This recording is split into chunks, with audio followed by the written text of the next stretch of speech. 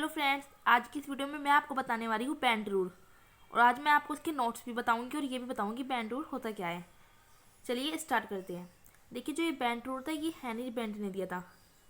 और बेसिकली ये जो रूल होता है ये ट्राइगोनल बाई पिरामिडल के लिए यूज होता है। TBP, ट्राइगोनल बाई पिरामिडल के लिए।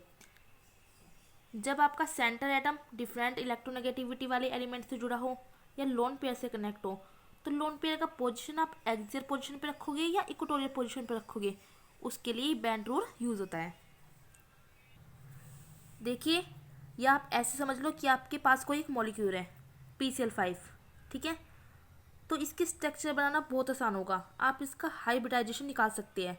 सिंपली इसका हाइब्रिडाइजेशन क्या आएगा, sp3d। अब इसकी ज्योमेट्री कैसी होगी, ट्राइगोनल बाइपिरामिडल। तो अगर आप फास्फोरस पेंटाक्लोराइड को ड्रॉ करोगे, इसकी स्ट्रक्चर ड्रॉ करोगे, तो कैसे ड्रॉ होगी, ऐसे। बिल्कुल सिंपली है। तो यहाँ पर कोई प्रॉब्लम नहीं आएगी आपको, क्योंकि सारे सब्स्टिट्यूटेंट एक जैसे, सिर्फ क्लोरीन दिया गया है। तो आप इसकी स्ट्रक्चर आसानी से ड्रॉ कर लोगे। और देखिए, जो यहाँ पे जो ये पोजीशन होती है इसको कहते हैं एक्सियल पोजीशन, और ये होती है इक्वेटोरियल पोजीशन। तो इक्वेटोरियल पोजीशन के बीच यहाँ बॉन्ड एंगल कितना है, 120 डिग्री, और इनके बीच बॉन्ड एंगल कितना है, 90 डिग्री। ठीक है, तो आपने स्ट्रक्चर आराम से ड्रॉ कर दी, क्योंकि यहाँ पे सब सब्स्टिट्यूटेंट एक जैसे थे। लेकिन अगर मैं बात करती हूँ PCl3F2 की, क्या आप इसकी स्ट्रक्चर ड्रॉ करो, तो आप इसके कई सारी स्ट्रक्चर ड्रॉ कर सकते हैं, क्योंकि इसमें अलग अलग सब्स्टिट्यूटेंट दिए गए हैं। क्लोरीन 3 है और फ्लोरीन 2 है। देखिए, इन सभी की ज्योमेट्री जो है वो ट्राइगोनल बाइपिरामिडल है। पर इनमें से करेक्ट स्ट्रक्चर है कौन सी, इनमें से जो करेक्ट है वो क्या है, स्ट्रक्चर 3 हमारी करेक्ट है। अब हमारी 3 स्ट्रक्चर करेक्ट क्यों है, तो देखिए, जो इसमें लोन पेयर होता है वो हमेशा इक्वेटोरियल पोजीशन पे रहता है। और लोन पेयर किसके पास है, क्लोरीन के पास। तो जिसके पास लोन पेयर होता है वो हमेशा इक्वेटोरियल पोजीशन पे रहता है। और जो हाई इलेक्ट्रोनेगेटिव आइटम होता है वो हमेशा एक्सियल पोजीशन पर रहता है। आपको पता है फ्लोरीन एक हाई इलेक्ट्रोनेगेटिव आइटम है, तो वो हमेशा एक्सियल पोजीशन पर रहेगा। देखिए, चलिए अब हम बात करते हैं sp3d, जो हाइब्रिडाइजेशन आया था PCl5 का। अगर मैं sp3d को ब्रेक करके लिखूं तो क्या आएगा, sp2 प्लस pd। जो इसमें sp2 है इसको मैं इक्वेटोरियल पोजीशन मानती हूँ और pd को एक्सियल पोजीशन। देखिए, जो ट्राइगोनल बाइपिरामिडल ज्योमेट्री में आप एस करेक्टर कितना परसेंट है, मतलब किस ऑर्बिटर के अंदर कितना परसेंट एस करेक्टर है, आप आराम से निकाल सकते हैं। और आप कैसे निकाल सकते हैं, एक फॉर्मूले की हेल्प से। फॉर्मूला कौन सा है, cos theta is equal to S/S-1। यहाँ पे थीटा क्या है, थीटा यहाँ पे बॉन्ड एंगल है। तो चलिए हम एस करेक्टर निकालते हैं कि कितना परसेंट है। देखिए, हम इक्वेटोरियल पोजीशन के बीच एस करेक्टर देखते हैं। तो फॉर्मूला लगाएंगे cos थीटा। थीटा की वैल्यू कितनी है, 120 डिग्री। तो हमने रख दिया cos 120 की वैल्यू कितनी होती है, -12। तो जब आप इसको सोल्व करोगे तो आपका एस करेक्टर निकलेगा 33.3%। मतलब इक्वेटोरियल पोजीशन पे आपका एस करेक्टर कितना है, 33.3%। अब हम बात करते हैं एक्सियल पोजीशन पर एस करेक्टर कितना आता है। तो देखिए, एक्सियल पोजीशन पे 90 डिग्री है हमारा एस करेक्टर, और cos 90 की वैल्यू कितनी होती है, 0। तो हमारा एक्सियल पोजीशन पे जो एक्स करेक्टर आता है वो कितना आता है, एस करेक्टर है हमारा 0%। ठीक है, और एस करेक्टर की वजह से ये ट्राइगोनल बाइपिरामिडल होता है। देखिए, एस करेक्टर जितना ज़्यादा होता है वो उतना ही स्पेस लेगा, और उतना ही ज़्यादा बल्कीनेस होगा, और उतना ही ज़्यादा इलेक्ट्रोनेगेटिविटी होगी उसकी, और न्यूक्लियस के उतने ही पास होगा। और जो पी करेक्टर जितना ज़्यादा होगा उतना ज़्यादा लॉन्गिटिविटी होगी, उतनी ज़्यादा थिन होगी। तो आपको समझ आएगा एस करेक्टर कितना मेन है। तो सिंपली मैंने आपको बता दिया, band rule trigonal bipyramidal geometry के यूज होता है। और इस कंडीशन में जो हाई इलेक्ट्रोनेगेटिविटी एलिमेंट होता है वो एक्सियल पोजीशन पे रहते हैं। और वो एक्सियल पोजीशन पे क्यों रहना पसंद करते हैं, क्योंकि वहाँ पे एस करेक्टर 0 आया था एक्सियल पे। क्यों 0 था, क्योंकि वो प्योर पीडी ऑर्बिटल था।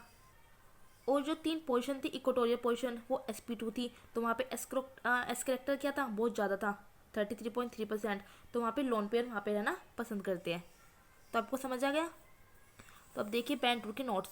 बाई हेनरी बेंट, ये रूल किसने दिया था, हेनरी बेंट ने। इसके लिए फॉर्मूला मैंने आपको बता दिया, cos theta is equal to S/S-1। ये फॉर्मूला कब यूज होता है, एस करेक्टर निकालने के लिए।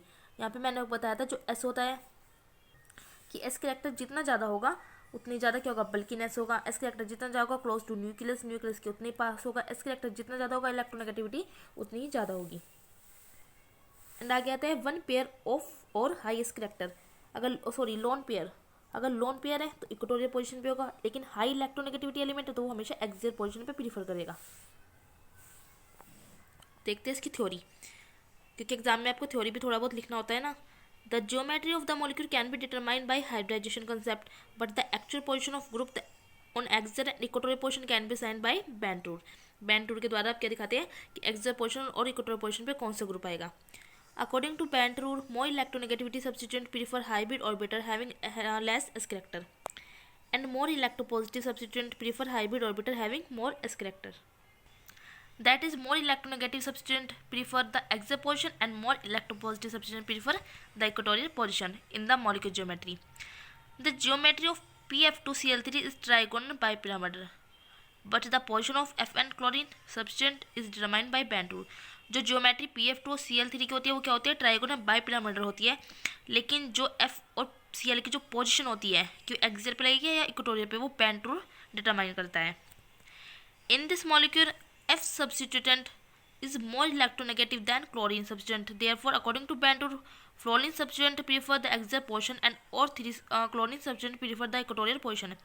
जो फ्लोरीन है वो क्या है, ज़्यादा इलेक्ट्रोनेगेटिव है दैन क्लोरीन से, तो जो फ्लोरीन है वो कहाँ आएगा, एक्सियल पोजीशन पे, और जो क्लोरीन है वो इक्वेटोरियल पोजीशन पे आएगा, क्योंकि फ्लोरीन क्या है, मोर इलेक्ट्रोनेगेटिविटी एटम है और क्लोरीन लेस इलेक्ट्रोनेगेटिविटी एटम है।